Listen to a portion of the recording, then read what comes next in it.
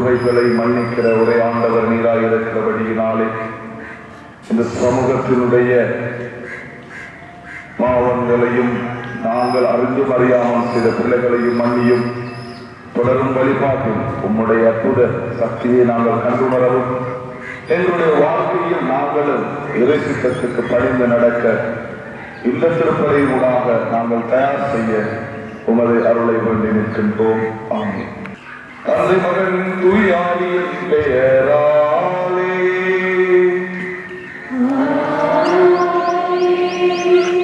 நம் ஆண்டவராகிய இயேசு கிறிஸ்துவின் அருளும் கடவுளின் அன்பும் தூயாவியின் அற்புதமும் உங்கள் அனைவரோடும் இருப்பதாக.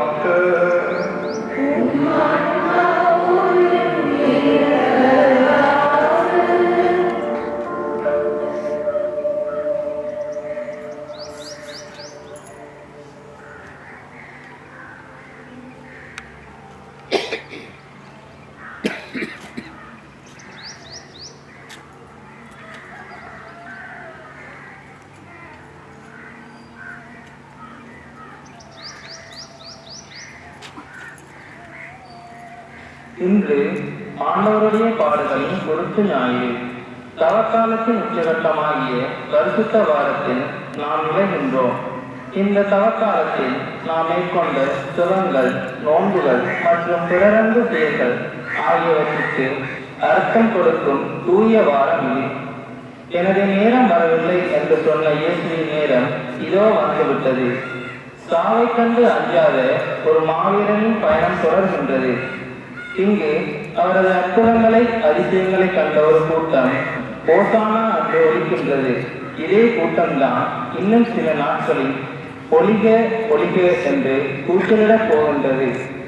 அதேவேளை இதோ நமது தலைவர் அவரை அரசராக்குவோம் என்ற குதூகலத்தில் இருக்கின்றது வீரர் கூட்டம். இவற்றையெல்லாம் கடந்து இயேசு தம் சிலுவைச்சாவை சந்திக்க வெற்றி வீரராக எருசலேம் செல்ல ஆயத்தமாகின்றார். இன்னும் சில நாட்களில் இவனை சிலுவை அறையும் என்றும் கோஷம் பிறப்போம் கூட்டத்தையும் தாண்டி இயேசு ஆண்டவர் பயணம் செய்கிறார் எருசலேமை நோக்கி. நம்மை கொண்டாடும் மனிதர்கள் நமக்கு நம்பிக்கை துரோகம் செய்யும் நாள் வரும்போது இயேசுவை போல அவர்களை எதிர்கொள்ளும் மனப்பக்குவத்தை பெறுவோம் என்பதையும், ஏற்றத்தாழ்வு இந்த உலகில் ஏற்றங்களில் ஏறவும் தாழ்வுகளில் பயணிக்கவும் கற்றுக்கொள்வோம் என்பதையும் குருத்து ஞாயிறு நமக்கு பாடங்களாக கற்றுத் தருகின்றது. இந்த சிந்தனையோடு நமது பழைய பாவ வாழ்க்கையை மறைத்து இயேசுவோடு உயிர்த்தல ஆயத்தமாகும் புதிய வாழ்வை நோக்கி. அன்புமிக்க சகோதர சகோதரிகளே, தவக்கால தொடக்கத்திலிருந்தே நவ முயற்சிகளாலும் பிற அன்பு பணிகளாலும் நம் இளையங்களை தயாரித்த பின் என்று நாம் ஒன்று கூடியுள்ளோம். இதனால் நம் ஆண்டவருடைய பாஸ்கா மறை நிகழ்வை, அதாவது ஆண்டவருடைய திருப்பாடுகளையும் உயிர்த்தையும் தகலாவிய திரு அவையோடு சேர்ந்து அறிவிக்கின்றோம். இப்பாஸ்கா மறை நிகழ்வை நிறைவேற்றவே அவர் தம் நகரான எருசலேமுக்குள் நுழைந்தார். எனவே மீட்பு அளிக்கும் இந்த நுழைவை நாம் முழு நம்பிக்கையுடனும் இறை நன்றுடனும் நிலைவில் கொண்டு ஆண்டவரை பின் செல்வோம். அவருடைய அருளினால் சிலுவையில் பங்கேற்பாளர்களாக மாறி அவருடைய உயிர்ப்பிலும் வாழ்விலும் நாம் பங்கு பெறுவோம்.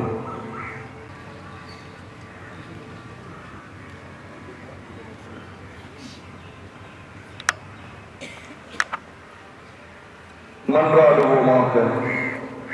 என்றும் உள்ள எல்லாம் வல்ல இறைவா, இக்குறுத்தோலைகளை உமது ஆசியால் புனிதப்படுத்தி அருளும். அதனால் கிறிஸ்து அரசரை அக்களிப்புடன் பின்பற்றும் நாங்கள் அவர் வழியாக நிலையான எருசலேமுக்குள் வந்து சேர ஆற்றல் பெறுவோமாக. என்றென்றும் வாழ்ந்து ஆட்சி செய்கின்றவர் வழியாக உம்மை மன்றாடுகின்றோம்.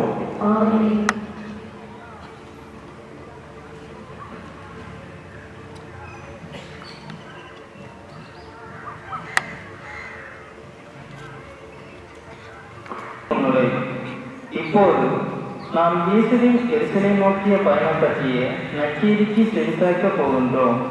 இயேசுவின் பயணத்தின் பாதை அலங்கரிக்கப்படுகின்றது. குருத்தோலைகள் பலபுற உயர்த்தப்படுகின்றன. தாவீதின் மகனுக்கு ஓசானா எங்கும் எதிரொலிக்கின்றது. ஆனால் இயேசு ஆண்டவரோடு பாடுகள் நிறைந்த தம் சிலுவைச் சாவை நோக்கி எருசலேமுக்கு பயணமாகின்றார். ஆண்டவர் உங்களோடு இருப்பாராக. புனித லூக்கா எழுதிய நற்செய்தியிலிருந்து வாசகம்.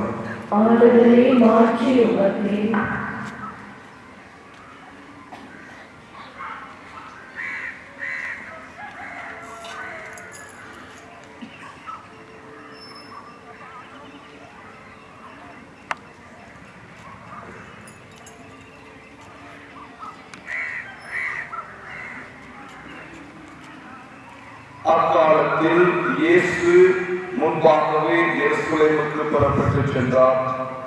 ஒலிவம் என வழங்கப்படும் மலை அருகில் உள்ள பெத்மகு, பெத்தானியா என்ற ஊர்களை அவர் நெருங்கி வந்தபோது 2 சீடர்களை அனுப்பினார். அப்போது அவர் அவர்களிடம், எதிரே இருக்கும் ஊருக்கு போங்கள். அதில் நுழைந்ததும் இதுவரை யாரும் அவரால் ஒரு கழுதை குட்டி கட்டி வைக்கப்பட்டிருப்பதை காண்பீர்கள். அதை அவிழ்த்துக் கொண்டு வாருங்கள். யாராவது உங்களிடம், ஏன் அவிழ்க்கிறீர்கள் என்று கேட்டால், இது ஆண்டவருக்கு தேவை என சொல்லுங்கள் என்றார். அனுப்பப்பட்டவர்கள் சென்று அவர் தங்களுக்கு சொன்னவாறே இருக்க கண்டார்கள். அவர்கள் அதை அவிழ்த்துக் கொண்டிருந்த போது கழுதையின் உரிமையாளர்கள், கழுதையை ஏன் அவிழ்க்கிறீர்கள் என்று அவர்களிடம் கேட்டார்கள். அதற்கு அவர்கள், இது ஆண்டவருக்கு தேவை என்றார்கள். பின்பு அதை இயேசுவிடம் ஓட்டி வந்தார்கள். அக்கழுதையின் மேல் தாங்கள் மேலுடைகளை போட்டு இயேசுவை அதன் மேல் ஏறச் செய்தார்கள். அவர் போய்கொண்டிருந்த போது அவர்கள் தங்கள் மேலுடைகளை வழியில் நிறுத்திக் கொண்டே சென்றார்கள். இயேசு ஒலிவமலை சிலையை நெருங்கினார். அப்போது திரண்டிருந்த சீடர் அனைவரும் தாங்கள் கண்ட அனைத்து வல்ல செயல்களுக்காகவும் உரத்த குரலில் மகிழ்ச்சியோடு கடவுளை போடத் தொடங்கினர். ஆண்டவர் பேரால் அரசராய் வருகிறவர் ஆசி பெற்றவர், விண்ணகத்தில் அமைதியும் மாட்சியும் உண்டாகுக என்றனர். அப்போது கூட்டத்தில் இருந்த பரிசேயர்களுள் சிலர் அவரை நோக்கி, போதகரே, உம் சீடர்களை கண்டித்துக் கொள்ளும் என்றனர். அதற்கு அவர் மறுமொழியாக, இவர்கள் பேசாதிருந்தால் கற்களே கத்தும் என நான் உங்களுக்கு சொல்லுகிறேன் என்றார். இது ஆண்டவரின் அருள்வாக்கு. ஆண்டவர் நான் ஆரம்பத்தில் சொன்னது போல தன்னை இறைசித்தத்திற்கு ஒப்புக் கொடுக்கும் ஒரு நாள். இந்த புனித வாரத்தை நாங்கள் நன்றாக பயன்படுத்திக் கொள்வோம். இவ்வளவு நாட்களும் நீங்கள் செய்த பாவ பக்தி முயற்சிகள் வீண் போகாமல் இருக்க இந்த வாரத்திலும் நீங்கள் எவ்வாறு ஆண்டவருக்கு உகந்தவர்களாய் வாழ்வீர்களோ அதே போல இந்த வாரத்தில் புனிதத்தன்மையை உணர்ந்து மனமாற்றத்தின் உச்சநிலையில் இருக்கிற நான் என்னுடைய பாவங்களை ஏற்று ஒரு புதிய மனிதனாக மனுஷியாக வாழ ஆண்டவரிடத்திலே வேண்டுவோம். தொடர்ந்து இறைவனுக்குரிய பிள்ளைகளாய் நாங்கள் வாழ்வோம். குருத்தோலை பவனி இயேசுவின் வேதனை, துன்பம், பாடுகள், மரணம் இவற்றை சுட்டிக்காட்டும் நிகழ்வு. இன்று மனித சமுதாயத்தின் பல்வேறு தீய சக்திகள், மனமாற விரும்பாத வெதுவெதுப்பான நிலை, பிறரை மறக்கும் சுயநலம், தனியாத துன்பங்கள், பதற வைக்கும் மரணம் போன்ற அடிமைத்தலைகளிலிருந்து நம்மை மீட்க இயேசு தொடங்கிய வெற்றியின், அன்பின், வீரத்தின் பயணம். இதைத்தான் இக்குருத்தோலை பவனி நினைவுபடுத்துகின்றது. எனவே இயேசுவோடு இணைந்து நாமும் குருத்தோலைகளை ஏற்றி பிடித்து அவர் வழி நடந்து அவரோடு உயிர் செல்வோம். புகழ்ந்து ஆர்ப்பரித்த மக்கள் குரலை போன்று நாம் அமைதியுடன் புறப்படுவோம். கிறிஸ்துவின் பெயரால் ஆமென்.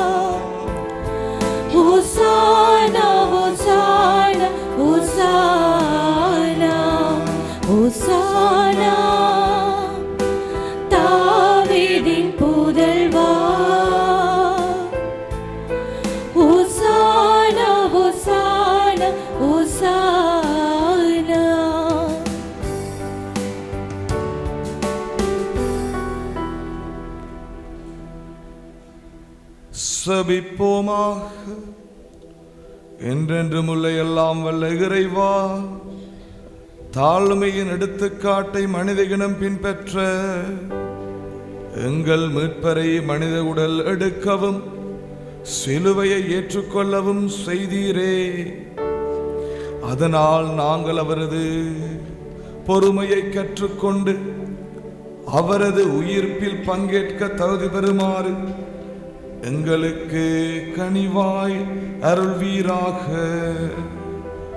உம்மோடு தூய ஆவியின் ஒன்றிப்பில் இறைவனாய் என்றென்றும் வாழ்ந்து ஆட்சி செய்கின்ற அவர் வழியாக உம்மை மன்றாடுகின்றோம்.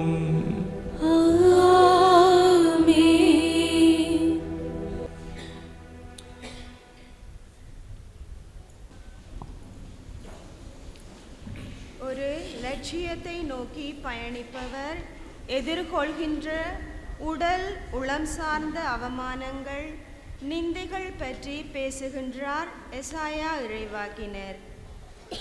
எசாயா முன்குறித்து வைத்தது துன்புறும் ஊழியராகிய தம் ஆண்டவர் இயேசு பற்றியே. வாழ்வில் வரும் துன்பங்கள் நம்மை புடமிட்டு நம்பிக்கையை ஆழப்படுத்துகின்றன. இறைவார்த்தைக்கு செவிமடுப்போம்.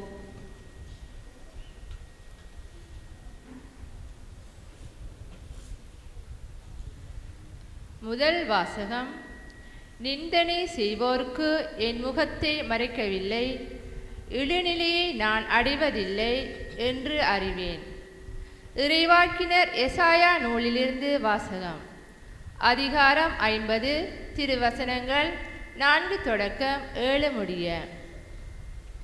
நலிந்தவனை நல்வாக்கால் ஊக்குவிக்கும் அறிவை நான் பெற்றிட ஆண்டவராகிய என் தலைவர் கற்றோனின் நாவே எனக்கு அளித்துள்ளார். காலை தோறும் அவர் என்னை தட்டி எழுப்புகின்றார். கற்போர் கேட்பது போல் நானும் செவி கொடுக்கச் செய்கின்றார். ஆண்டவராகிய என் தலைவர் என் செவியை திறந்துள்ளார். நான் கிளர்ந்தளவில்லை, விலகிச் செல்லவும் இல்லை.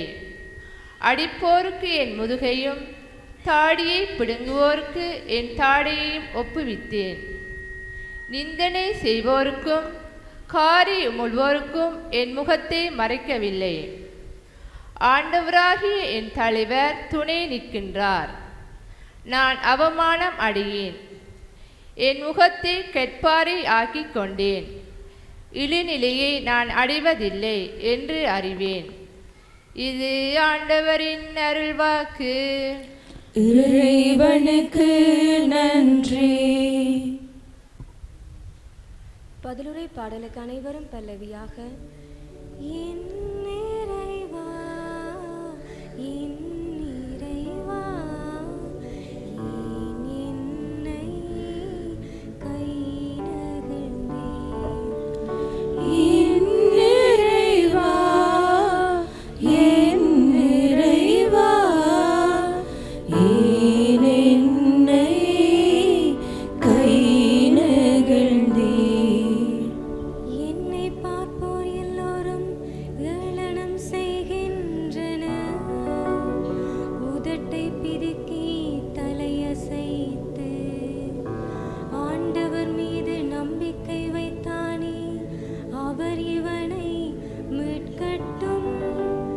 தாம் அன்பு செய்த இவனை அவர் விடுவிக்கட்டும் என்றார்கள். என் இறைவா, என் இறைவா, ஏன் என்னை கை நகர்ந்தீர்? தீமை செய்வோரின் கூட்டம் என்னை வளைத்து கொண்டது. நாய்கள் என அவர்கள் என்னை சூழ்ந்து கொண்டார்கள். என் கைகளையும் கால்களையும் துளைத்தார்கள். என் எலும்புகளை எல்லாம் நான் எண்ணி விடலாம். என் இறைவா, என் இறைவா, ஏன்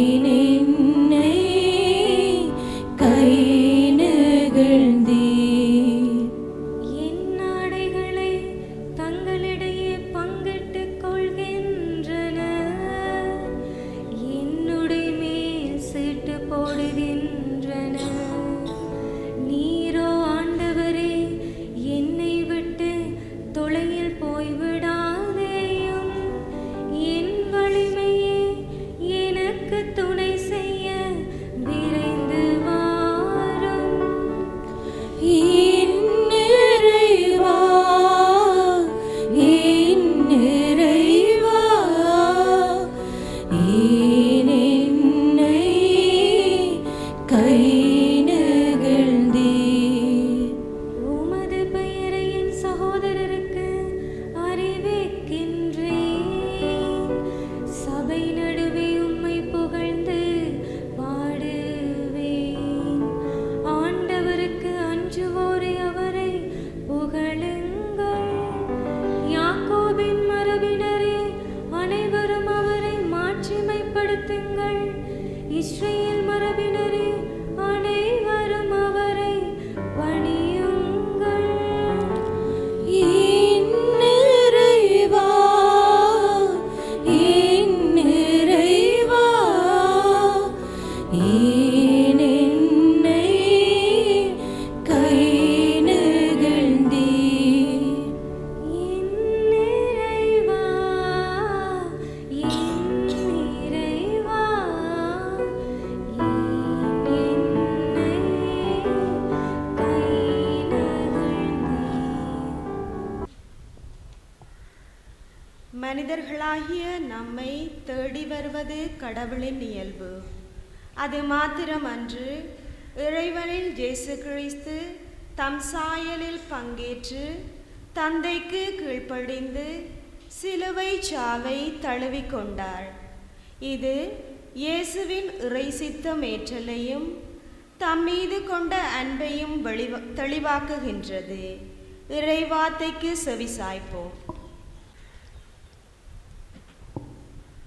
கிறிஸ்து தம்மையே தாழ்த்தி கொண்டார். எனவே கடவுளும் கிறிஸ்துவை உயர்த்தினார். திருத்தூதர் பவுல் பிலிப்பியருக்கு எழுதிய திருமுகத்திலிருந்து வாசகம். அதிகாரம் 2, திருவசனங்கள் 6 தொடக்கம் 11 வரை. கடவுள் வடிவில் விளங்கிய கிறிஸ்து கடவுளுக்கு இணையாயிருக்கும் நிலையை வலிந்து பற்றி கொண்டிருக்க வேண்டியதொன்றாய் கருதவில்லை. ஆனால் தம்மையே வெறுமையாக்கி அடிமையின் வடிவை ஏற்று மனிதருக்கு ஒப்பானார். மனித உருவில் தோன்றி சாவை ஏற்கும் அளவுக்கு, அதுவும் சிலுவை சாவையை ஏற்கும் அளவுக்கு கீழ்ப்படிந்து தம்மையே தாழ்த்தி கொண்டார். எனவே கடவுளும் அவரை மிகவே உயர்த்தி எப்பெயருக்கும் மேலான பெயரை அவருக்கு அருளினார். ஆகவே இயேசுவின் பெயருக்கு விண்ணவர், மன்னவர், கீழுலகோர் அனைவரும் மண்டியிடுவர். தந்தையாம் கடவுளின் மாட்சிக்காக இயேசு கிறிஸ்து ஆண்டவர் என எல்லா நாவுமே அறிக்கையிடும். இது ஆண்டவரின் அருள்வாக்கு. இறைவனுக்கு நன்றி. நற்செய்திக்கு முன் வசனம்.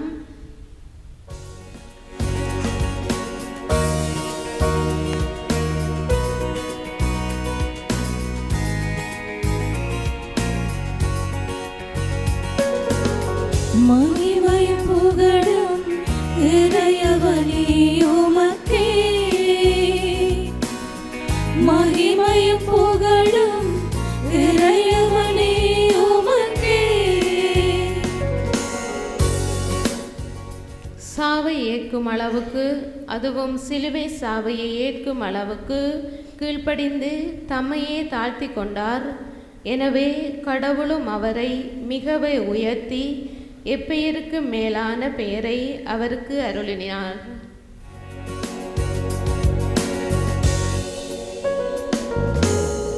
மகிமையும் புகழும் இறைவனே உமக்கே.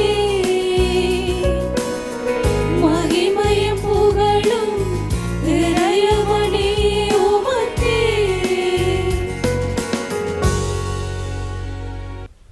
சாதாரண மனித பார்வையில் இயேசுவின் பாடுகள் ஒரு புரியாத புதிர். ஆனால் கிறிஸ்தவர்களாகிய எமக்கோ அவரது பாடுகள் மன்னிப்பின், மீட்பின் அடையாளம். இயேசுவின் பாடுகளை தத்ரூபமாக நமக்கு தரும் நற்செய்திக்குள் நுழைவோம். தூய லூக்கா எழுதியபடி நம் ஆண்டவர் இயேசு கிறிஸ்துவின் திருப்பாடல் பாடுகள். நேரமானதும் இயேசு திருத்தூதரோடு பந்தியில் அமர்ந்தார். அப்போது அவர் அவர்களை நோக்கி, நான் துன்பங்கள் படும் முன் உங்களோடு இந்த பாஸ்கா விருந்தை உண்பதற்கு மிக மிக ஆவலாயிருந்தேன்.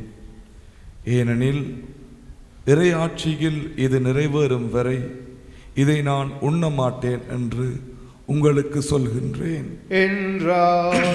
பின்பு அவர் கிண்ணத்தை எடுத்து கடவுளுக்கு நன்றி செலுத்தி அவர்களிடம், இதை பெற்று உங்களுக்குள்ளே பகிர்ந்து கொள்ளுங்கள். ஏனெனில் இது முதல் இறையாட்சி வரும் வரை திராட்சை பழ ரசத்தை குடிப்பதில்லை என நான் உங்களுக்கு சொல்கின்றேன் என்றார். பின்பு அவர் அப்பத்தை எடுத்து கடவுளுக்கு நன்றி செலுத்தி அதை பிட்டு அவர்களுக்கு கொடுத்து, இது உங்களுக்காக கொடுக்கப்படும் எனது உடல், இதை என் நினைவாகச் செய்யுங்கள் என்றார்.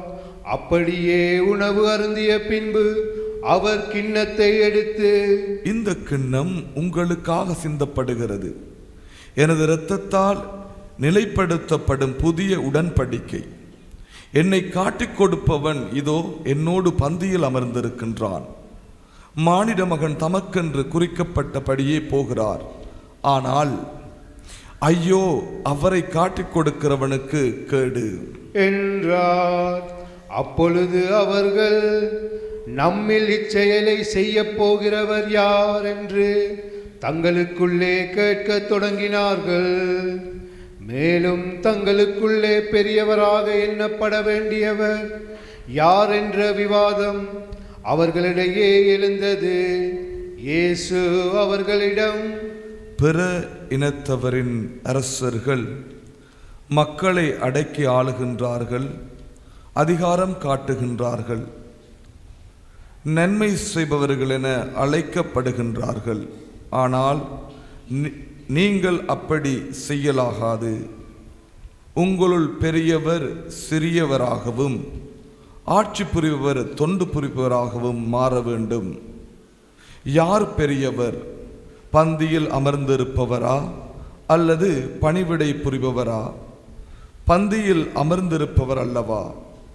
நான் உங்கள் நடுவே பணிவிடை புரிபவனாக இருக்கின்றேன். நான் சோதிக்கப்படும் போது என்னோடு இருந்தவர்கள் நீங்களே. என் தந்தை எனக்கு ஆட்சி உரிமை கொடுத்திருந்த போது போல நானும் உங்களுக்கு கொடுக்கின்றேன். ஆகவே என் ஆட்சி வரும்போது நீங்கள் என்னோடு பந்தியில் அமர்ந்து உண்டு குடிப்பீர்கள். இஸ்ரேலின் 12 குலத்தவருக்கும் தீர்ப்பு வழங்க அரியணையில் அமர்வீர்கள். சீமோனே, சீமோனே, இதோ கோதுமையைப் போல் உங்களை புடைக்க சாத்தான் அனுமதி கேட்டிருக்கின்றான்.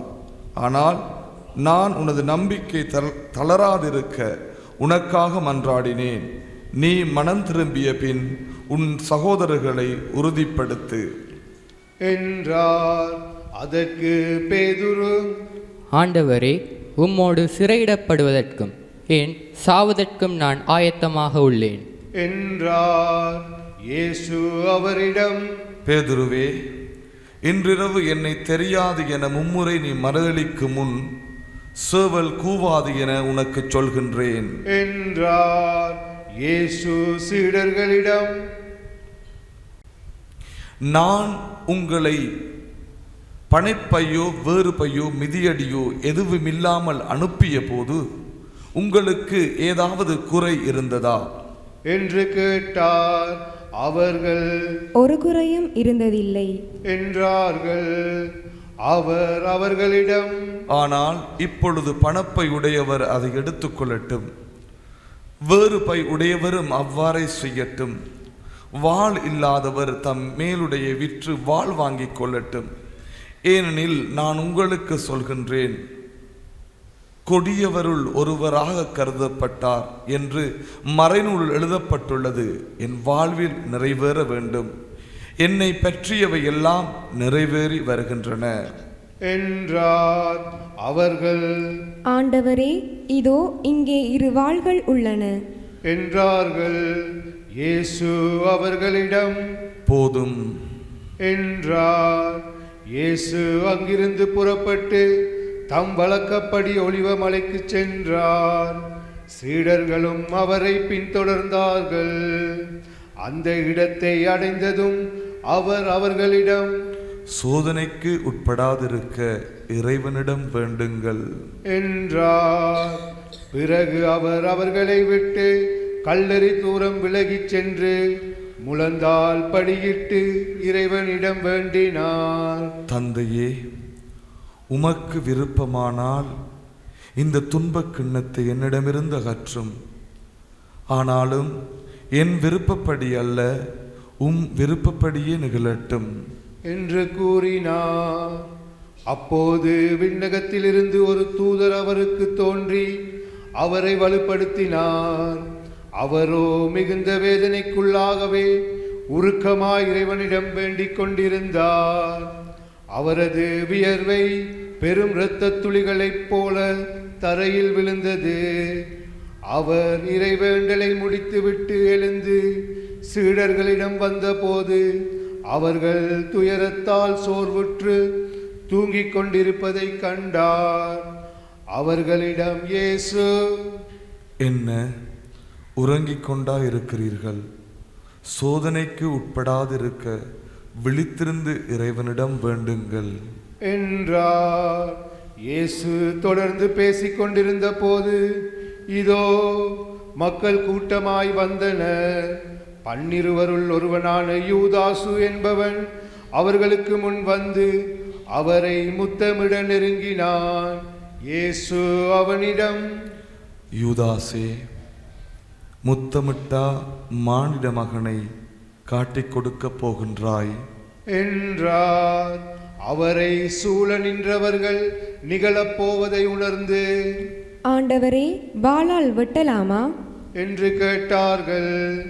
அப்பொழுது அவர்களுள் ஒருவர் தலைமை குருவின் பணியாளரை தாக்கி அவருடைய வலக்காதை துண்டித்தார்.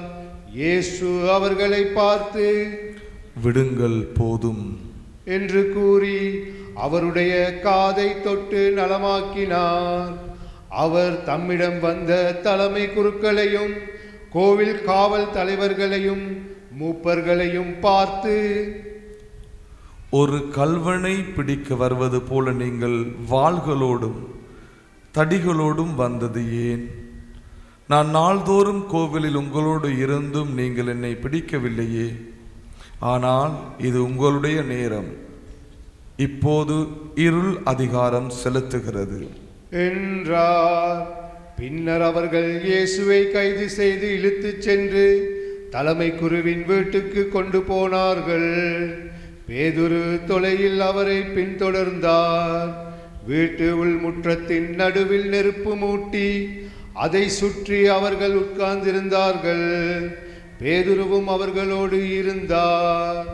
அப்போது பணிப்பெண் ஒருவர் நெருப்பின் அருகில் அவர் அமர்ந்திருப்பதைக் கண்டு அவரை உற்று பார்த்து, இவனும் அவனோடு இருந்தவன் என்றார். அவரோ, அம்மா, அவரை எனக்கு தெரியாது என்று மறுதலித்தார். சிறிது நேரத்திற்கு பின் அவரை கண்ட வேறொருவர், நீயும் அவர்களை சேர்ந்தவன்தான் என்றார். பேதுரு, இல்லையப்பா என்றார். ஏறக்குறைய 1 மணி நேரத்திற்கு பின்பு மற்றொருவர், உண்மையாகவே இவனும் அவனோடு இருந்தான், இவனும் கலிலேயன் தான் என்று வலியுறுத்தி கூறினார். பேதுருவோ, நீர் குறிப்பிடுபவரை எனக்கு தெரியாது என்றார். உடனேயே அவர் தொடர்ந்து பேசிக் கொண்டிருந்த போதே சேவல் கூவிற்று. ஆண்டவர் திரும்பி பேதுருவை கூர்ந்து நோக்கினார். இன்று சேவல் கூவும் முன் நீ என்னை 3 முறை மறுதலிப்பாய் என்று ஆண்டவர் தமக்கு கூறியதை பேதுரு நினைவு கூர்ந்து வெளியே சென்று மனம் நொந்து அழுதார். இயேசுவை பிடித்து வைத்திருந்தவர்கள் அவரை ஏளனம் செய்து நயப்புடைந்தார்கள். அவரது முகத்தை மூடி, உன்னை அடித்தவர் யார்? இறைவாக்கினனே சொல் என்று கேட்டார்கள். இன்னும் பலவாறு அவரை பரிந்துரைத்தார்கள். பொழுது விடிந்ததும் மக்களின் மூப்பர்களும் தலைமை குருக்களும் மறைநூல் அறிஞர்களும் கூடி வந்தார்கள். இயேசுவை இழுத்து சென்று தங்கள் மூப்பர் சங்கத்தின் முன் நிறுத்தினார்கள். அவர்கள், நீ மெசியாதானா, எங்களிடம் சொல் என்று கேட்டார்கள். அவர் அவர்களிடம், நான் உங்களிடம் சொன்னால் நீங்கள் நம்ப மாட்டீர்கள். நான் உங்களிடம் கேட்டாலும் பதில் சொல்ல மாட்டீர்கள். இது முதல் மானிட மகன் வல்லவராம் கடவுளின் வலப்புறத்தில் வீற்றிருப்பார் என்றார். அதற்கு அவர்கள் அனைவரும், அப்படியானால் நீ இறைமகனா என்று கேட்டனர். அவரோ, நான் இறைமகன் என நீங்களே சொல்கின்றீர்கள் என்று அவர்களுக்கு சொன்னார். அதற்கு அவர்கள், இன்னும் நமக்கு சான்றுகள் தேவையா? இவன் வாயிலிருந்து நாமே கேட்டோமே என்றார்கள். திரண்டிருந்த மக்கள் அனைவரும் எழுந்து இயேசுவை பிலாத்துவின் முன் கொண்டு சென்றனர். இவன் நம் மக்கள் சீரழிய காரணமாக இருக்கிறான். சீசருக்கு கப்பம் கட்டக்கூடாது என்கிறான். தானே மெசியாவாகிய அரசன் என்று சொல்லிக் கொள்கிறான். இவற்றையெல்லாம் நாங்களே கேட்டோம் என்று அவர்கள் இயேசுவின் மேல் குற்றம் சுமத்தத் தொடங்கினார்கள். பிலாத்து அவரை நோக்கி, நீ யூதரின் அரசனா என்று கேட்க, அவர், அவ்வாறு நீர் சொல்கிறீர் என்று பதில் கூறினார். பிலாத்து தலைமை குருக்களையும் மக்கள் கூட்டத்தையும் பார்த்து, இவனிடம் நான் குற்றம் ஒன்றும் காணவில்லை என்று கூறினான். ஆனால் அவர்கள், இவன் கலிலேயா தொடங்கி யூதேயா வரை இவ்விடம் முழுவதிலும் மக்களுக்கு கற்பித்து அவர்களை தூண்டி விடுகிறான் என்று வலியுறுத்தி கூறினார்கள். இதை கேட்ட பிலாத்து, இவன் கலிலேயனா என்று கேட்டான். அவன் ஏரோதுவின் அதிகாரத்திற்குட்பட்டவர் என்று அவன் அறிந்து அப்போது எருசலேமில் இருந்த ஏரோதிடம் அவரை அனுப்பினான். இயேசுவை கண்ட ஏரோது மட்டற்ற மகிழ்ச்சி அடைந்தான். ஏனெனில் அவரை குறித்து கேள்விப்பட்டு அவரை காண நெடுங்காலமாய் விருப்பமாயிருந்தான். அவர் அரும் அடையாளம் ஏதாவது செய்வதை காணலாம் என்றும் நெடுங்காலமாய் எதிர்பார்த்திருந்தான். அவன் அவரிடம் பல கேள்விகள் கேட்டான். ஆனால் அவர் அவனுக்கு பதில் ஏதும் கூறவில்லை. அங்கு நின்ற தலைமை குருக்களும் மறைநூல் அறிஞர்களும் அவர் மேல் மிகுதியான குற்றம் சுமத்தி கொண்டிருந்தார்கள். ஏரோது தன் படை வீரரோடு அவரை இகழ்ந்து ஏளனம் செய்து பளபளப்பான ஆடையை அவருக்கு உடுத்தி அவரை பிலாத்திடம் திருப்பி அனுப்பினான். அதுவரை ஒருவருக்கு ஒருவர் பகைவராயிருந்த ஏரோதும் பிலாத்தும் அன்று நண்பர்களாயினர். பிலாத்து தலைமை குருக்களையும் ஆட்சியாளர்களையும் மக்களையும் ஒன்றாக வரவழைத்தான். அவர்களை நோக்கி, மக்கள் சீரழிய காரணமாய் இருக்கிறான் என்று இவனை என்னிடம் கொண்டு வந்தீர்களே. இதோ நான் உங்கள் முன்னிலையில் விசாரித்தும் நீங்கள் சுமத்துகின்ற எந்த குற்றத்தையும் இவனிடத்தில் காணவில்லை. ஏரோதும் குற்றம் எதுவும் காணவில்லை. ஆகவே அவர் இவனை நம்மிடம் திருப்பி அனுப்பியுள்ளார். மரண தண்டனைக்குரிய யாதொன்றையும் இவன் செய்யவில்லை என்பது தெளிவு. எனவே இவனை தண்டித்து விடுதலை செய்வேன் என்றார். விழாவின் போது அவர்களுக்கென ஒரு கைதியை விடுவிக்க வேண்டிய கட்டாயம் அவனுக்கு இருந்தது. திரண்டிருந்த மக்கள் அனைவரும், இவன் ஒழிக, பரபாவை எங்களுக்கென விடுதலை செய்யும் என்று கத்தினர். பரபா நகரில் நடந்த ஒரு கலகத்தில் ஈடுபட்டு கொலை செய்ததற்காக சிறையிலிடப்பட்டவன். பிலாத்து இயேசுவை விடுதலை செய்ய விரும்பி மீண்டும் அவர்களை கூப்பிட்டு பேசினான். ஆனால் அவர்கள், அவனை சிலுவையில் அறையும், சிலுவையில் அறையும் என்று கத்தினார்கள். மூன்றாம் முறையாக அவன் அவர்களை நோக்கி, இவன் செய்த குற்றம் என்ன? மரண தண்டனைக்குரிய குற்றம் ஒன்றும் இவனிடம் நான் காணவில்லை. எனவே இவனை தண்டித்து விடுதலை செய்வேன் என்றார். அவர்கள் அவரை சிலுவையில் அறைய வேண்டும் என்று உரத்த குரலில் வற்புறுத்தி கேட்டார்கள். அவர்கள் குரலே வென்றது. அவர்கள் கேட்டபடியே பிலாத்து தீர்ப்பு அளித்தான். கலகத்தில் ஈடுபட்டு கொலை செய்ததற்காக சிறையில் இடப்பட்டிருந்தவனை அவர்கள் கேட்டுக்கொண்டபடியே அவன் விடுதலை செய்தான். இயேசுவை அவர்கள் விருப்பப்படி செய்ய விட்டுவிட்டான். அவர்கள் இயேசுவை இழுத்து சென்று கொண்டிருந்த போது சீரேன் ஊரை சேர்ந்த சீமோன் என்பவர் வயல்வெளியிலிருந்து வந்து கொண்டிருந்தார். அவர்கள் அவரை பிடித்து அவர் மேல் இயேசுவின் சிலுவையை வைத்து அவருக்கு பின் அதை சுமந்து கொண்டு போக செய்தார்கள். பெருந்திரளான மக்களும் அவருக்காக மாரடித்து புலம்பி ஒப்பாரி வைத்த பெண்களும் அவர் பின்னே சென்றார்கள். இயேசு அப்பெண்கள் பக்கம் திரும்பி, எருசலேம் மகளீரே, நீங்கள் எனக்காக அழ வேண்டாம், மாறாக உங்களுக்காகவும் உங்கள் மக்களுக்காகவும் அழுங்கள். ஏனெனில் இதோ ஒரு காலம் வரும், அப்போது மலடிகள் பேறு பெற்றோர் என்றும் பிள்ளை பெறாதோரும் பால் கொடாதோரும் பேறு பெற்றோர் என்றும் சொல்வார்கள். அப்போது அவர்கள் மலைகளை பார்த்து எங்கள் மேல் விழுங்கள் எனவும், குன்றுகளை பார்த்து எங்களை மூடிக்கொள்ளுங்கள் எனவும் சொல்வார்கள். பச்சை மரத்திற்கே இவ்வாறு செய்கிறார்கள் என்றால் பட்ட மரத்திற்கு என்னதான் செய்ய மாட்டார்கள் என்றார். வேறு 2 குற்றவாளிகளையும் மரண தண்டனைக்காக அவர்கள் அவரோடு கொண்டு சென்றார்கள். மண்டையோடு எனப்படும் இடத்திற்கு வந்ததும் அங்கே அவரையும் வலப்புறம் ஒருவனும் இடப்புறம் ஒருவனுமாக அக்குற்றவாளிகளையும் அவர்கள் சிலுவையில் அறைந்தார்கள். அப்போது இயேசு, தந்தையே, இவர்களை மன்னியும், ஏனெனில் தாங்கள் செய்வது என்னவென்று இவர்களுக்கு தெரியவில்லை என்று சொன்னார். அவர்கள் அவருடைய ஆடைகளை குலுக்கல் முறையில் பங்கிட்டு கொண்டார்கள். மக்கள் இவற்றை பார்த்து கொண்டு நின்றார்கள்.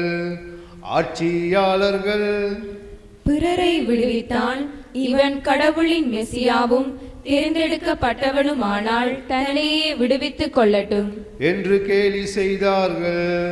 படை வீரர் அவரிடம் வந்து புளித்த திராட்சை ரசத்தை கொடுத்து, நீ யூதர்களின் அரசனானால் உன்னை காப்பாற்றிக்கொள் என்று எள்ளி நகையாடினர். இவன் யூதரின் அரசன் என்று அவரது சிலுவையின் மேல் எழுதி வைக்கப்பட்டிருந்தது. சிலுவையில் தொங்கிக் கொண்டிருந்த குற்றவாளிகளுள் ஒருவன், நீ மெசியாதானே, உன்னையும் எங்களையும் காப்பாற்றும் என்று அவரை பரிந்துரைத்தான். ஆனால் மற்றவன் அவனை கடிந்து கொண்டு, கடவுளுக்கு நீ அஞ்சியதில்லையா? நீயும் அதே தீர்ப்புக்குத்தானே உள்ளாகி இருக்கிறாய்.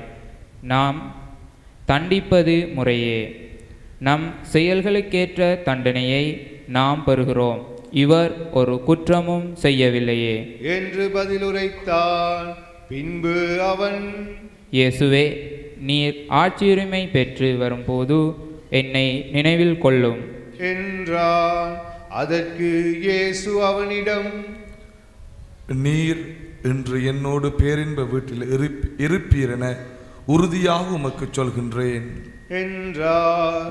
ஏறக்குறைய நண்பகல் 12 மணி முதல் பிற்பகல் 3 மணி வரை நாடெங்கும் இருள் உண்டாயிற்று. கதிரவன் ஒளி கொடுக்கவில்லை. திருக்கோவிலின் திரை நடுவில் கிழிந்தது. தந்தையே, உம் கையில் என் உயிரை ஒப்படைக்கின்றேன் என்று இயேசு உரத்த குரலில் கூறி உயிர் துறந்தார்.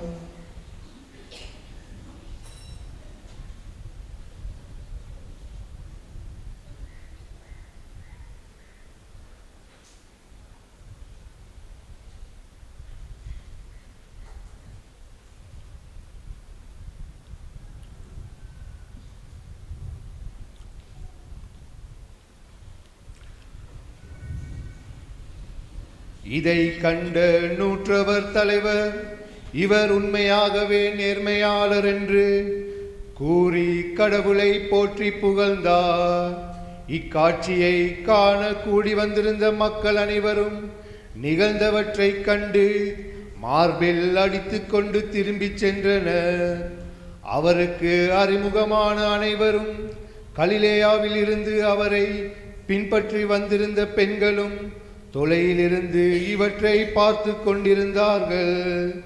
யோசேப்பு என்னும் பெயருடைய ஒருவர் இருந்தார். அவர் தலைமை சங்க உறுப்பினர், நல்லவர், நேர்மையாளர், அரிமத்தியா ஊரை சேர்ந்தவர், இறையாட்சியின் வருகைக்காக காத்திருந்தவர். அவர் பிலாத்திடம் போய் இயேசுவின் உடலை கேட்டார். அவர் அவரது உடலை இறக்கி மெல்லிய துணியால் சுற்றி பாறையில் குடைந்திருந்த கல்லறையில் வைத்தார். அதற்கு முன்பு யாரையும் அதில் அடக்கம் செய்ததில்லை. அன்று ஆயத்த நாள், ஓய்வு நாளின் தொடக்கம். கலிலேயாவிலிருந்து அவரோடு வந்திருந்த பெண்கள் பின்தொடர்ந்து சென்று கல்லறையை கண்டார்கள். அவருடைய உடலை வைத்து விதத்தை பார்த்துவிட்டு திரும்பி போய் நறுமண பொருள்களையும் நறுமண தைலத்தையும் ஆயத்தம் செய்தார்கள். கட்டளைப்படி அவர்கள் ஓய்வு நாளில் ஓய்ந்திருந்தார்கள். அமருங்கள். ஆண்டவர் இயேசு இப்படி சொல்கின்றார், ஆனால் இப்பொழுது பணப்பை உடையவர் அதை எடுத்துக்கொள்ளட்டும், வேறு பை உடையவரும் அவ்வாறே செய்யட்டும். வாள் இல்லாதவர் தம் மேலுடையை விற்று வாள் வாங்கிக் கொள்ளட்டும். ஏனெனில் நான் உங்களுக்கு சொல்லுகின்றேன், கொடியவருள் ஒருவராக கருதப்பட்டார் என்று மறைநூலில் எழுதப்பட்டுள்ளது. என் வாழ்வில் நிறைவேற வேண்டும், என்னை பற்றியவையெல்லாம் நிறைவேறி வருகின்றன. இந்த வசனத்தை வாசித்தவுடன் சீடர்களும் அப்போஸ்தலர்களும் நினைக்கிறாங்க எப்படி என்றால், இயேசு கிறிஸ்துவை இவர்கள் கொலை செய்ய போகிறார்கள். இயேசு கிறிஸ்துவை இவர்கள் கொலை செய்ய போகிறார்கள். இனி வாளெல்லாம் வாங்கிக்கிங்க, ரெடி ஆகுவோம் வாரவனை வெட்டுறதுக்கு. அப்ப அதற்கு முன் வசனம் சொல்லுகிறது, நீங்கள் பணப்பை இல்லாமல் போன பொழுது, நீங்கள் உங்களிடத்தில் எதுவுமே இல்லாமல் போன பொழுது உங்களுடைய வாழ்க்கையில் குறைவு இருந்ததா? அப்ப அவர்கள் சொல்றார், இல்லை ஆண்டவரே, எந்த குறைவும் இல்லை. ஆனால் இப்பொழுது சொல்லுகிறேன், இருப்பதை விற்று வாளை வாங்கிக்கொள். அப்ப அவங்க கேட்கிறாங்க, ஆண்டவர் என்கிட்ட 2 வாள் இருக்கு, போதுமா? போதும். இந்த வார்த்தையினுடைய அர்த்தம் என்னவெனில், நீ யுத்தத்திற்கு தயாராகிக்கொள். உன்னை மனிதர்கள் அலைக்கழிப்பார்கள், உன்னை தலைமை சங்கத்திற்கும் வழக்கறிஞர்களுக்கும் முன்னால் இழுத்துச் செல்வார்கள், உன்னை வேதனைப்படுத்துவார்கள். என் நாமத்தின் நிமித்தம் உனக்கு துன்பம் வரும், நீ சிலுவையை சுமக்கின்ற காலம் வரும். இந்த யுத்தத்துக்கு உன்னை நீ ஆயத்தப்படுத்திக்கொள். இந்த யுத்தத்திற்கு உன்னை நீ ஆயத்தப்படுத்திக்கொள். கிறிஸ்துவுக்கு பிரியமான பிள்ளைகளே, நாங்கள் கிறிஸ்துவுக்காக வாழாவிட்டால், நாங்கள் கிறிஸ்துவின் அன்பை சுவைக்காவிட்டால், நான் சொல்றது உங்களுக்கு புரியாது. ஒரு கேலி சிரிப்பாகவும் ஒரு ஏளனமாகவும் என்னத்தை பெருசா கோயிலுக்கு போயிட்டு நாங்க சாதிக்க போறோம்? ஏனெனில் உனக்கும் ஆண்டவருக்கும் இடையில் உறவில்லை. You don't know the meaning of Christ in your life. ஆண்டவர் இயேசுவினுடைய வாழ்க்கையின் அர்த்தம் உனக்கு தெரியாது. அவருக்கும் உனக்கும் இடையில எந்த விதமான ஒரு உறவுமே இல்லை. You don't desire Christ.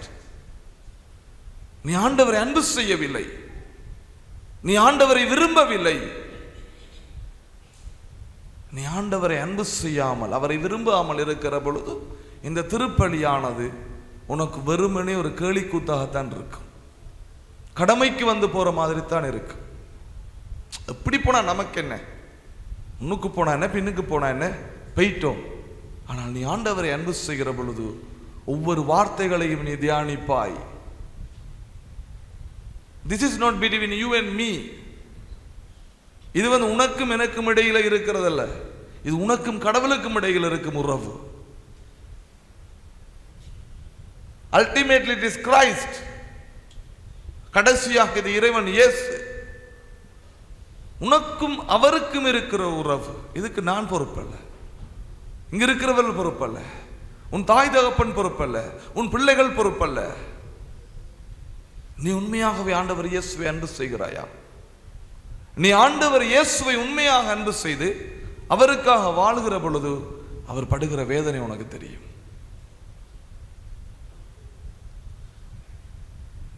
நீ பாவம் செய்கிற பொழுது உன்னுடைய பாவத்தினால்தான் இயேசு அடிபட்டார் என்பதை நினைக்கிற பொழுது உனக்கு மனம் வேதனைப்படும். தகப்பனே, உமக்கு எதிராக நான் பாவம் செய்து விட்டேனே, தகப்பனே எனக்கு இன்னொரு சந்தர்ப்பத்தை கொடும், நான் ஒரு புதிய வாழ்க்கையை வாழ.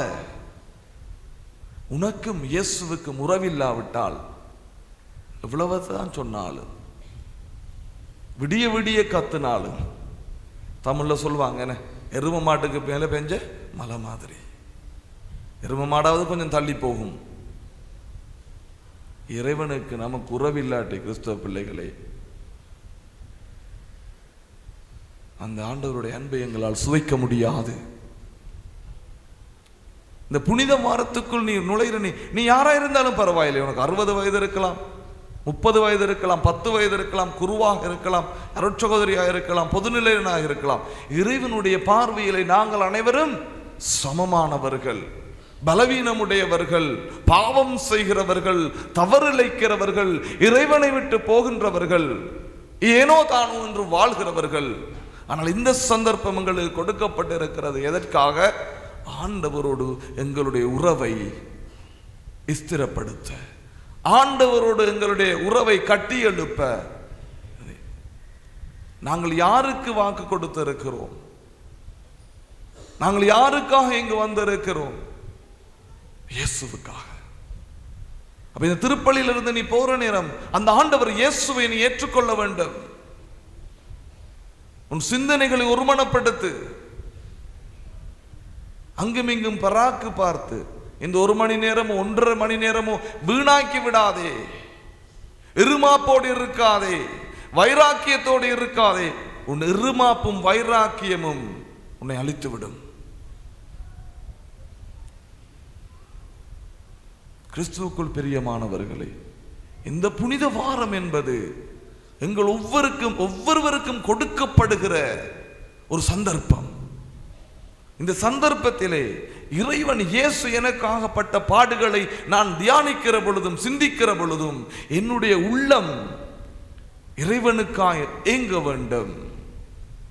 யோவான் 3ஆம் அதிகாரம் 14 ஆண்டவர் சொல்லுகிறது போல, பாலைவனத்திலே மோசையினால் உயர்த்தப்பட்டது போல, பாம்பு உயர்த்தப்பட்டது போல, பூமியில மானிடகுமாரன் உயர்த்தப்படுகிற பொழுது அவரை எவனொருவன் உற்று நோக்குகிறானோ அவன் பரலோக வீட்டில் இருக்கிறான், பரிசுத்தப்படுகிறான்.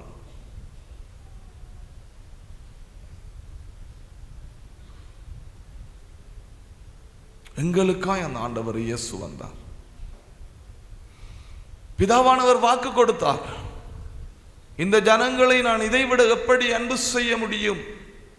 என்னுடைய ஒரே குமாரனையே கொடுத்து விட்டேனே. கிறிஸ்துவுக்குள் பிரியமானவர்களே, இன்றைய நாளில் நீங்கள் திருப்பலிக்கு வந்ததை நினைத்து எனக்கு சந்தோஷம். ஆண்டவரை தேடி வந்த பிள்ளைகள் நீங்கள், அவருடைய ஆசீர்வாதத்தை நீங்கள் முழுமையாய் பெற்றுக்கொள்ள வேண்டும். அதுதான் என்னுடைய ஆசை. இந்த நேரத்தை நீ ஒதுக்கி இருக்கிறாய் கடவுளுக்காக. எவ்வளவு வேலை பழுக்கள் உனக்கு, எவ்வளவோ பிரச்சனைகள், எல்லாவற்றையும் விட்டு ஆண்டவரை தேடி வந்த இந்த தருணத்தை don't miss the opportunity to receive the blessing from God. இந்த சந்தர்ப்பத்தை, ஆண்டவரிடத்தில் இருந்து ஆசீர்வாதத்தை பெறுவது சந்தர்ப்பத்தை தவற விட்டு விடாதே. அதனால ஆண்டவரிடத்தில் எங்களை முழுமையாக நாங்கள் ஒப்பு கொடுப்போம். சில தடவை நான் வெளியில் வாங்கன்னு சொன்னது உங்களுக்கு மனத்தடங்களாக இருந்திருக்கும். ஆண்டவருக்காகத்தான் என்று ஏற்றுக்கொள்ளுங்கள். உங்களை ஆண்டவர் அதிகமாய் அன்பு செய்கிறபடியினாலே, ஆண்டவர் எங்களை அதிகமாய் அன்பு செய்கிறபடியினாலே அவர் எங்களை கடிந்து கொள்கின்றார், அவர் எங்களை நேசிக்கின்றார். ஒரு தகப்பன் ஒரு பிள்ளையை கண்டிக்கிறான் என்று சொன்னால் அந்த தகப்பனுக்கு அந்த பிள்ளை மீது அன்பு. ஒரு தகப்பன் தன் பிள்ளையை எப்படியே வாழட்டும் என்று விட்டுட்டான் என்று சொன்னால் அந்த தகப்பனுக்கு அந்த பிள்ளை மீது அன்பில்லை. அப்போ எங்களை யாராவது கண்டித்து திருத்துகிற பொழுது அவர்களுக்கு நன்றி உள்ளவர்களாக இருங்கள். ஏனெனில் அவர்களுக்கு எங்கள் வாழ்வு மீது அக்கறை. கிறிஸ்துவுக்குள் பிரியமானவர்களே, இந்த நாளிலே ஆண்டவரிடத்தில் எங்களை முழுமையாய் நாங்கள் ஒப்புக் கொடுப்போம். ஆண்டவருடைய ஆசீர்வாதத்தை சுவைக்கும் தருணம், அவருடைய அன்பு எங்களை மாற்றும் தருணம். இந்த புனித வாரம் புனிதமாய் இருக்கட்டும்.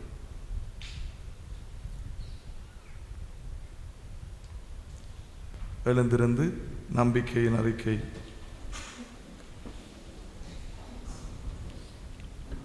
ஒரே கடவுளை நம்புகின்றேன். விண்ணகமும் மண்ணகமும் காண்பவை காணாதவை யாவும் படைத்த எல்லாம் வல்ல தந்தை அவரே, கடவுளின் ஒரே மகனாய் உதித்த ஒரே ஆண்டவர் இயேசு கிறிஸ்துவை நம்புகின்றேன். இவர் காலங்களுக்கெல்லாம் முன்பே தந்தையிடமிருந்து பிறந்தார். கடவுள் நின்று கடவுளாக, ஒளி நின்று ஒளியாக, உண்மை கடவுள் நின்று உண்மை கடவுளாக உதித்தவர். இவர் உதித்தவர் உண்டாக்கப்பட்டவர் அல்ல, தந்தையோடு ஒரே பொருளானவர். இவர் வழியாகவே யாவும் படைக்கப்பட்டன. மனிதர் நமக்காகவும் நம் மீட்புக்காகவும் விண்ணகம் இருந்து இறங்கினார். தூய ஆவியால் கன்னிமரியாவிடம் உடலெடுத்து மனிதரானார். மேலும் நமக்காக போஞ்சி பிலாத்துவின் அதிகாரத்தில் சிலுவையில் அறையப்பட்டு பாடுபட்டு இறந்து அடக்கம் செய்யப்பட்டார். மறைநூல்களின்படி 3ஆம் நாள் உயிர்த்தெழுந்தார். விண்ணகத்துக்கு எழுந்தருளி எல்லாம் வல்ல தந்தையின் வலப்பக்கம் வீற்றிருக்கின்றார். வாழ்வோரையும் இறந்தோரையும் தீர்ப்பிட மாட்சியுடன் மீண்டும் வர இருக்கின்றார். அவரது ஆட்சிக்கு முடிவில்லாது. தந்தையிடம் இருந்தும் மகனிடம் இருந்தும் புறப்படும் ஆண்டவரும் உயிரளிப்பவருமான தூய ஆவியாரை நம்புகின்றேன். இவர் தந்தையோடும் மகனோடும் ஒன்றாக ஆராதனையும் ஆட்சியும் பெறுகின்றார். இறைவாக்கினர்கள் வாயிலாக பேசியவர் இவரே. ஒரே புனித கத்தோலிக்க திருத்தூதர் வழிவரும் திரு அவையை நம்புகின்றேன். பாவ மன்னிப்புக்கான ஒரே திருமுழுக்கை ஏற்றுக்கொள்கின்றேன். இறந்தோரின் உயிர்ப்பையும் வரவிருக்கும் அருளக வாழ்வையும் எதிர்பார்த்திருக்கின்றேன். ஆமென். திரு அவையின் ஞான மெய்ப்பர்கள் அனைவரும் இந்த பரிசுத்த வாரத்தில் தம்முடைய எடுத்துக்காட்டு மிக்க பணிவாழ்வினால் கத்தோலிக்க திரு அவையினை உமது திருமகனின் உன்னதமான பாடுகள், சிலுவை, மரணம், உயிர்ப்பு ஆகியவற்றை நோக்கி வழிநடத்த வரம் தர வேண்டுமென்று இறைவா உம்மை மன்றாடுகின்றோம். ஆண்டவரே, எங்கள் மன்றாட்டை கேட்டருளும். நாம் மேற்கொண்ட தவக்காலத்தின் நோன்புகள், செபங்கள், பங்கேற்ற திருப்பலிகள், திருச்சிலுவை பாதைகள், தவக்கால பயணங்கள் ஆகியவற்றின் மூலமாக நாம் ஆன்ம ஈடேற்றமும் மன்னிப்பும் பெற்று புதுவாழ்வு பெற வரம் தர வேண்டுமென்று இறைவா உம்மை மன்றாடுகின்றோம். ஆண்டவரே, எங்கள் மன்றாட்டை கேட்டருளும்.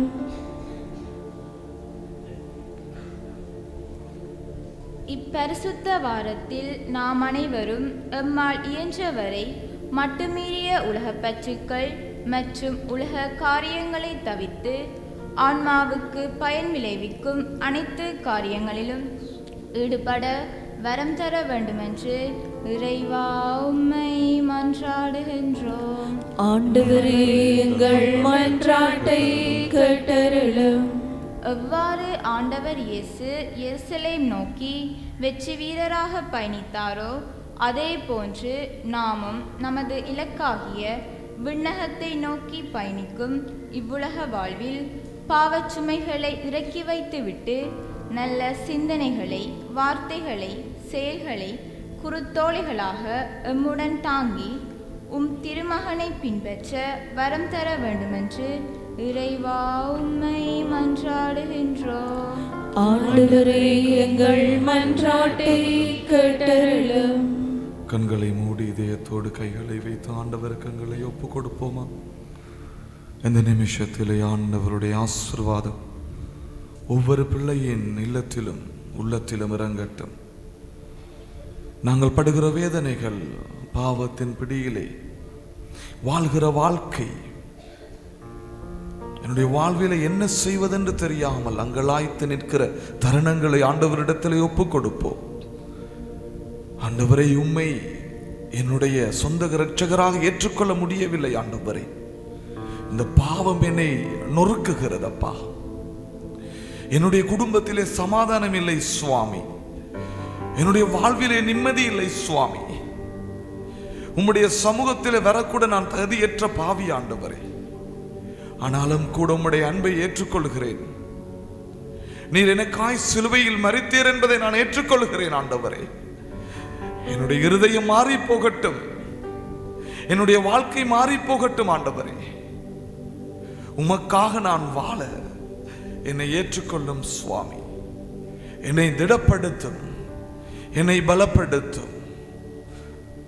நோயுற்று வேதனை இருக்கிற மனிதர்களுக்காக ஜெபிப்போம். எங்களிடத்திலே ஜெபம் கேட்ட பிள்ளைகளுக்காக ஜெபிப்போம்.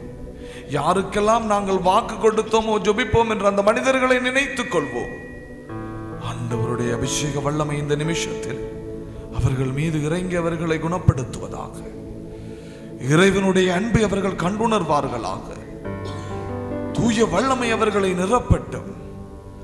இயேசுவின் அன்பினால் நிறைந்து இயேசுவுக்காய் வாழ்வார்களாக. சகல துதிகன மகிமையும் எமது ஆண்டவர் இயேசு ஒருவருக்கு. எங்களுடைய எல்லா ஜெபங்களையும் என் ஆண்டவர் இயேசுவின் நாமத்திலே வேண்டி நிற்கிறேன், என் ஜீவனுள்ள நல்ல பிதாவே. ஆமென். இயேசுவே, உன் பிடமே வருகிறேன். என்னையே உம்மிடம் காணிக்கை தருகிறேன். இயேசுவே, உன் பிடமே வருகிறேன். என்னையே உம்மிடம் காணிக்கை தருகிறேன். ஒன்று கொடுத்தால் பல சேரும், உணர்ந்தே நாளும் தருகின்றேன். ஒன்று கொடுத்தால் பல சேரும், உணர்ந்தே நாளும் தருகின்றேன். இயேசுவே, உன் பிடமே வருகிறேன். என்னையே உம்மிடம் காணிக்கை தருகிறேன்.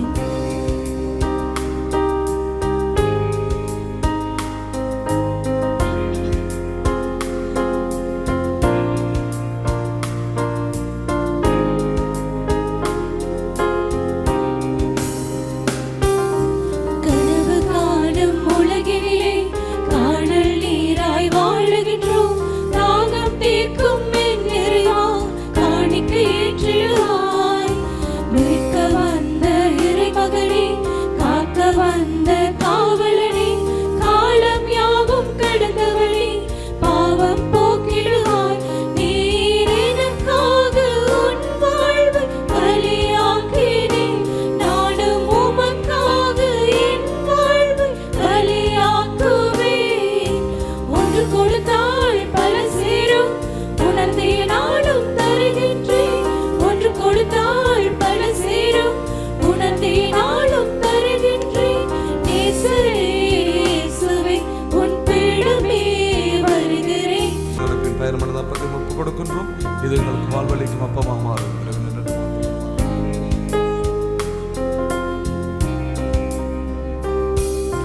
நல்ல நிலத்தின் விதையாக நன்மை கோடி செய்திடுவோம். நாளும் பொழுதும் நன்றியுடன் உவந்தே பாடிடுவோம். வல்ல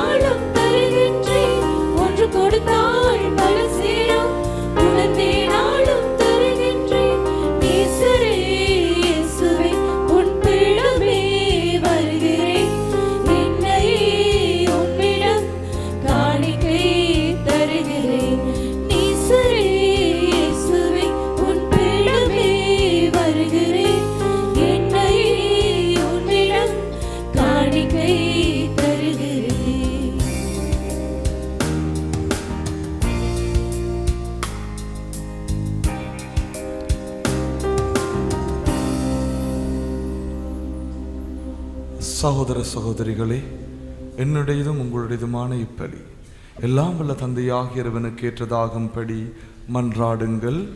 ஆண்டவர் தமது பேரின் புகழ்ச்சிக்காகவும் மாட்சிக்காகவும் நமது நன்மைக்காகவும் புனித திருவை அனைத்து நலனுக்காகவும் உமது கையிலிருந்து இப்பலியை ஏற்றுக்கொள்வாராக. ஆண்டவரே, உம் ஒரே திருமகனின் பாடுகளால் நீர் எம் மீது கொண்டுள்ள இரக்கம் நெருங்கி வருவதாக. எங்கள் செயல்களால் தகுதியற்றவர்கள் ஆயினும் இந்த ஒரே பலியின் ஆற்றலால் உமது இரக்கத்தை முன்கூட்டியே நாங்கள் கண்டுணர்வோமாக. எங்கள் ஆண்டவர் இயேசு கிறிஸ்து வழியாக உம்மை மன்றாடுகின்றோம். ஆமென். ஆண்டவர் உங்களோடு இருப்பாராக. உம் ஆன்மாவோடும் இருப்பாராக. இதயங்களை மேலே எழுப்புங்கள். ஆண்டவரிடம் எழுப்பியுள்ளோம். நம் இறைவனாகி ஆண்டவருக்கு நன்றி கூறுவோம். அது தகுதியும் நீதியுமானது. ஆண்டவரே, தூயவரான தந்தையே, என்றுமுள்ள எல்லாம் வல்ல இறைவா, எங்கள் ஆண்டவராய் கிறிஸ்து வழியாக எந்நாளும் அவ்விடத்திலும் நாங்கள் உமக்கு நன்றி செலுத்துவது மெய்யாகவே தகுதியும் நீதியுமாகும், எங்கள் கடமையும் மீட்புக்குரிய செயலுமாகும். மாசற்ற கிறிஸ்து பாவிகளுக்காக பாடுபடவும் தீயோரின் மீட்புக்காக அநீதியாக தீர்க்கப்படவும் திருவுளமானார். அவரது இறப்பு எங்கள் பாவங்களை போக்கியது. அவரது உயிர்த்தெழுதல் எங்களை உமக்கு ஏற்புடையவர்கள் ஆக்கியது.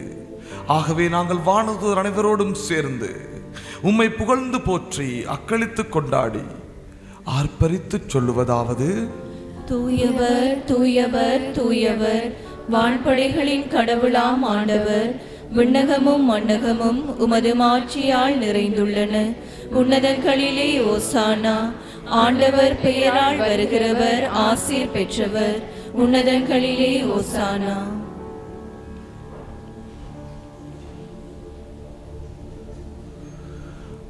ஆண்டவரே, நீர் மெய்யாகவே தூயவர், தூய்மை அனைத்திற்கும் ஊற்று. ஆகவே உம்முடைய தூய ஆவியை பொழுந்த காணிக்கைகளை தூய்மைப்படுத்தமை வேண்டுகின்றோம். இவ்வாறு எங்கள் ஆண்டவர் இயேசு கிறிஸ்துவின் உடலும் இரத்தமுமாக எங்களுக்கு மாறுவனவாக. அவர் பாடுபட உளம் கனிந்து தம்மை கையளித்த போது அப்பத்தை எடுத்து நன்றி செலுத்தி அதை பிட்டு தம் சீடர்களுக்கு அளித்து அவர் கூறியதாவது: அனைவரும் இதிலிருந்து பெற்று உண்ணுங்கள், ஏனெனில் இது உங்களுக்காக கையளிக்கப்படும் என் உடல்.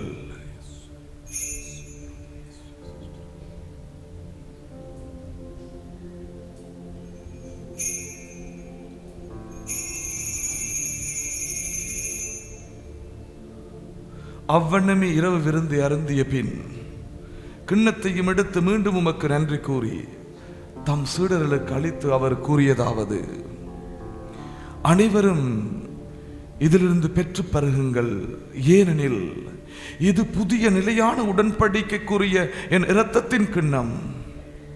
இது பாவ மன்னிப்புக்கென்று உங்களுக்காகவும் பலருக்காகவும் சிந்தப்படும்.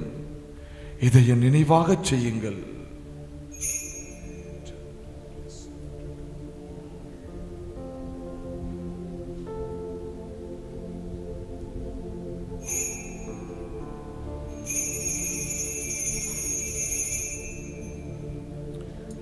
எமது நம்பிக்கையின் மறைபொருள்: ஆண்டவரே, நீர் வருமளவும் உமது இறப்பினை அறிக்கையிடுகின்றோம், உமது உயிர்ப்பினையும் எடுத்துரைக்கின்றோம். ஆகவே ஆண்டவரே, நாங்கள் கிறிஸ்துவின் இறப்பினை உயிர்ப்பினை நினைவு கூர்ந்து வாழ்வு தரும் அப்பத்தை மீட்பளிக்கும் கிண்ணத்தையும் உமக்கு ஒப்புக் கொடுக்கின்றோம். திருமன்று உமக்கு ஊழியம் புரிய தகுந்தவர்கள் என எங்களை ஏற்றுக்கொண்டீர். எனவே உமக்கு நன்றி செலுத்துகின்றோம். மேலும் கிறிஸ்துவின் உடலிலும் இரத்தத்திலும் பங்கு கொள்ளும் எங்களை தூயாவியார் ஒன்று சேர்க்க வேண்டும் என உமை தாழ்மையுடன் மன்றாடுகின்றோம். ஆண்டவரை உலகெங்கும் பரவி இருக்கும் உமது திரு அவையை நினைவு கூர்ந்தலும் எங்கள் திருத்தந்தை பிரான்சிஸ், எங்கள் ஆயர் அப்போஸ்தலிக்க பரிபாலகமாயிருக்கிற ஆண்டன் ரஞ்சித், எல்லா திருநிலையாகிய அனைவரோடும் உமது திரு அவை அன்பில் நிறைவு பெறச் செய்திருந்தது. மேலும் உயிர்த்தலும் எதிர்நோக்குடன் துயில் கொள்ளும் எங்கள் சகோதர சகோதரிகளையும் இறந்தோர் அனைவரையும் இரக்கத்துடன் நினைவு கூர்ந்து திருமுகொழியினுள் ஏற்றலும் எங்கள் அனைவர் மீதும் இரக்கமாயிரும். கடவுளின் கன்னித்தாயான புனித மரியா, அவருடைய கணவரான புனித யோசேப்பு, புனித திருத்தூதர்கள், இவ்வுலகில் உமக்கு உகந்தவராயிருந்தோராகிய புனிதர் அனைவருடனும் நாங்கள் நிலை வாழ்வில் பங்கு கொள்ளும் தகுதி பெற்று திருமகன் இயேசு கிறிஸ்து வழியாக உம்மை புகழ்ந்தேத்தும் வரமருள உம்மை மன்றாடுகின்றோம்.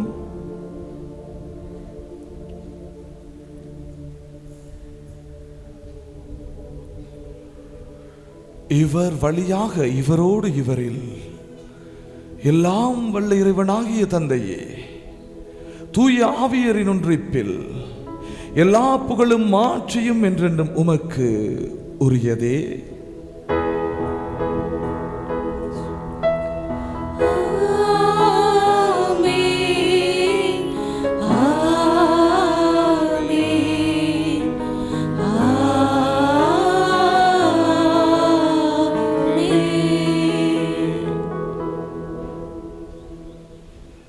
எமது ஆண்டவர் இயேசு கிறிஸ்து கற்பித்த சுபத்தினை துணிந்து சொல்வோம். விண்ணுலகில் இருக்கிற எங்கள் தந்தை, உமது பெயர் தூயது என போற்றப் பெறுக. உமது ஆட்சி வருக. உமது திருவிழம் விண்ணுலகில் நிறைவேறுவது போல மண்ணுலகிலும் நிறைவேறுக. எங்கள் அன்றாட உணவை இன்று எங்களுக்கு தாரும். எங்களுக்கு எதிராக குற்றம் செய்வோரை நாங்கள் மன்னிப்பது போல எங்கள் குற்றங்களை மன்னியும். எங்களை சோதனைக்கு உட்படுத்தாதேயும், தீமையிலிருந்து எங்களை விடுவித்தருளும். ஆண்டவரே, தீமை அனைத்திலிருந்தும் எங்களை விடுவித்து எங்கள் வாழ்நாளில் அமைதியை கனிவுடன் அருளுமை மன்றாடுகின்றோம்.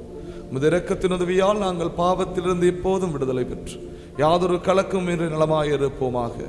நாங்கள் எதிர்நோக்கி இருக்கும் பேரின்பத்திற்காகவும் எமது இயேசு கிறிஸ்துவின் வருகைக்காகவும் காத்திருக்கின்றோம். ஏனெனில் ஆட்சியும் வல்லமையும் ஆட்சியும் என்றென்றும் உமதே. ஆண்டவரே இயேசு கிறிஸ்துவே, அமைதியை உங்களுக்கு விட்டுச் செல்கின்றேன், என் அமைதியை உங்களுக்கு அளிக்கின்றேன் என்றும் திருத்துதலுக்கு மொழிந்தீரே. எங்கள் பாவங்களை பாராமல் உமது திரு அவையின் நம்பிக்கையை கண்ணோக்கி உமது திருவுளத்திற்கேற்ப அதற்கு அமைதியையும் ஒற்றுமையையும் அளித்தருள்வீராக. என்றென்றும் வாழ்ந்து ஆட்சி செய்கின்றவர் நீரே. ஆமென். ஆண்டவருடைய அமைதி உங்களோடு என்றும் இருப்பதாக. உம் ஆன்மாவோடும் இருப்பதாக. ஒருவருக்கொருவர் எமது ஆண்டவர் இயேசு கிறிஸ்து தருகின்ற அமைதியினை பகிர்ந்து கொள்வோம்.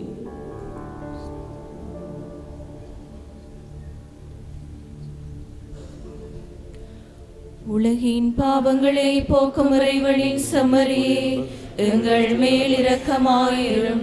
உலகின் பாவங்களை போக்கும் இறைவனின் செம்மறியே, எங்கள் மேல் இரக்கமாயிரும். உலகின் பாவங்களை போக்கும் இறைவனின் செம்மறியே, எங்களுக்கு அமைதியை அளித்தருளும். கிறிஸ்துவுக்குள் பிரியமான என் அன்பு சகோதரங்களே,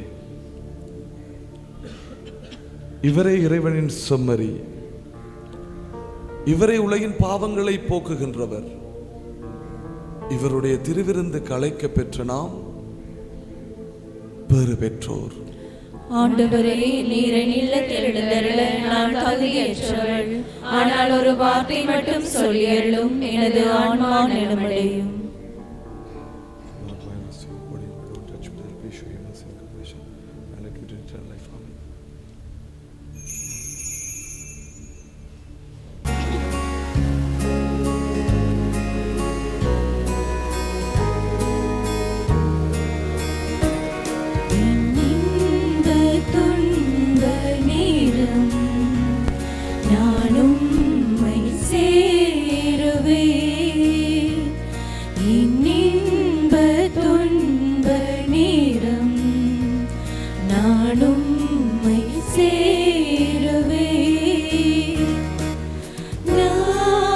நம்பிடுவே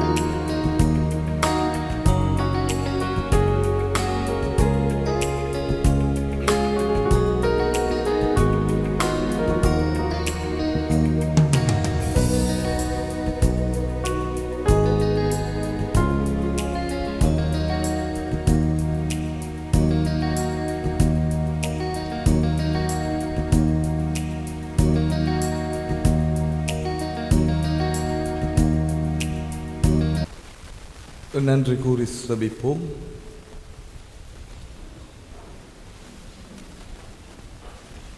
ஆண்டவரே, புனித கொடைகளால் நிறைவு பெற்ற நாங்கள் உம்மை பணிவுடன் வேண்டுகின்றோம். அதனால் நாங்கள் நம்புவதை திருமகனின் இறப்பினால் எதிர்நோக்கியிருக்க செய்த நீர், நாங்கள் நாடுவதை அவரது உயிர்ப்பினால் வந்தடைய செய்வீராக. எங்கள் ஆண்டவர் இயேசு கிறிஸ்து வழியாக உம்மை மன்றாடுகின்றோம். ஆமென். சற்று அமருங்கள். ஆண்டவரே, உம்முடைய இந்த குடும்பத்துக்காக எங்கள் ஆண்டவர் இயேசு கிறிஸ்து துன்புறுத்துவோருக்கு தம்மை கையளிக்கவும் சிலுவையின் கொடுமையை தாங்கிக் கொள்ளவும் தயங்கவில்லை. நீர் இக்குடும்பத்தை கண்ணோக்கி அருள் புரிவீராக. என்றென்றும் வாழ்ந்து ஆட்சி செய்கின்றவர் வழியாக உம்மை மன்றாடுகின்றோம். ஆமென். ஆண்டவர் உங்களோடு இருப்பாராக, உம் ஆன்மாவோடும் இருப்பாராக. எல்லாம் வல்ல ஆண்டவர் பிதா, சுதன், பரிசுத்த ஆவியானவர் உங்களை ஆசீர்வதிப்பாராக. ஆமென். இறை அன்பிலும் சமாதானத்திலும் சென்று வாருங்கள். திருப்பலி நிறைவேறிற்று. இறைவனுக்கு நன்றி.